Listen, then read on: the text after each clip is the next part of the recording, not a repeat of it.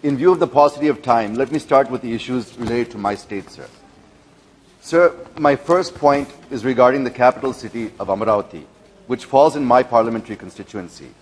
Nobody can dispute that it is the prerogative of the Assembly to make laws, but at the same time, it is not just the Assembly, but not even the Parliament cannot make laws which violate the Constitution, sir, because the Constitution is supreme and not the legislature. So since the Honourable High Court has also made it clear that Amaravati will remain the capital of AP,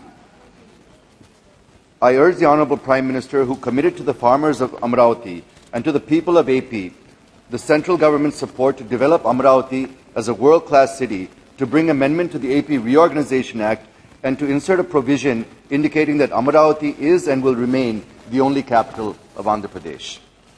The next point, that I am greatly disappointed that the Honourable Finance Minister has not allocated much for the development of Amaravati, sir. I understand that only a few lakhs have been given by the Ministry of Housing and Urban Affairs Ministry. Sir, it is pertinent to mention here that the High Court of AP has directed the Government of AP to construct and develop Amaravati capital city and the capital region as per the approved master plan, and within 6 months as agreed under the AP CRDA Act. Since the Government of AP's coffers have become empty and it is not in a position to take up any work, I urge you for allotting sufficient funds to restart the development of the new capital, Amaravati, sir. Sir, the Finance Minister is aware of agitation going on at RINL, Vizag Steel Plant, since the announcement of privatization of this plant. There was a question in this very House on Monday on RINL, and my friend Mr. Ram Mohan Naidu has raised it. We are not happy with the reply given by the Steel Minister. Sir, the Honourable Steel Minister says that RINL was incurring losses. But, sir, he should understand that RINL was incurring losses due to the loan it has taken for restructuring and to purchase ore. Had iron ore mine been allocated, RINL would not have restored to 22,000 crores loan at 14% interest and incur losses, sir. On the other hand, the Minister is saying that SAIL is earning profits. It is earning profits because it has 10 mines, sir, whereas you have not given a single mine to RINL. You give mines to Vizag Steel Plant and see how it will surpass SAIL, sir. So don't privatize it. Instead, allocate mines and see how the hardworking workers of RINL will bring profits. So I once again appeal to you to kindly allot mines to it and don't privatize. As an alternative, you can convert its debt into equity. Sir, the next point is regarding Polavaram. The revised cost estimates were approved by the Government of India itself and put it at 55,656 crores. This is now before the Finance Ministry.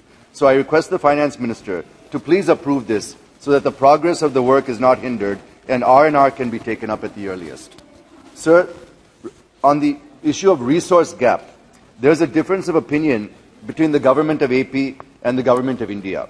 I understand that a team of officials from Government of AP have met officials of Government of India last month and discussed various issues, and this issue was also one among them. The Government of India has given 4,117 crores out of 22,948 crores put forward by the Government of AP, sir. Sir, even if you look at the CAG report, the audit, it approved 16,078 crores as the resource gap. So I request to please kindly thrash it out and pay this amount to Andhra Pradesh, sir. Sir, now coming to the national issues. The Economic Survey projects the GDP growth for 22-23 at between 8 to 8.5%. Recently, the RBI has projected 7.8% growth. But the reverberations of war,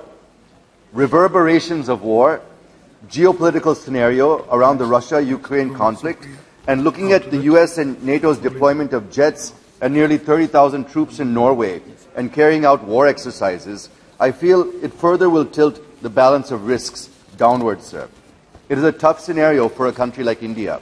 So I would just like to know whether any fresh assessment has been made about the growth in the light of the latest developments by the Finance Ministry may kindly be explained when the Finance Minister responds. Will there be any change in the forecast to GDP growth this year due to war and other geopolitical risks that we are facing? Sir, as I said in the beginning, we have achieved record exports of $400 billion in the current fiscal. But in spite of this, if you look at the trade deficit, it also shot up to $21.2 billion in February and is expected to go much beyond this month.